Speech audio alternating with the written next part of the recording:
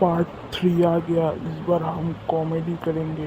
पहले मैं गरीब था, पहले मेरे पॉकेट में 10 रुपये भी नहीं था।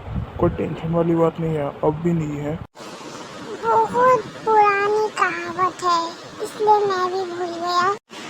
और मेरे भाई मेहनत करते रहे, एक दिन जरूर आएगा, क्योंकि 2 दिन एक साथ कभी नहीं आता। कैसा लगा मेरा जोक? सबसे अच्छा था ना मेरा वाला? सबसे अच्छा मेरा था। हाँ, तुम दोनों सबसे अच्छा मेरा था। अब कमेंट पे बताएंगे लोग किसका सबसे अच्छा था। हा हा हा हा हा हा हा। तो गाइस, अब कल मिलते हैं। रुको रुको, मैं भी कुछ कहना चाहता हूँ। मैं कहना चाहता हूँ ये कि तुम दोनों अगर बोल दिया तो मैं भी बोल देता हूँ। Miao, gob gob gob gob gob gob gob gob.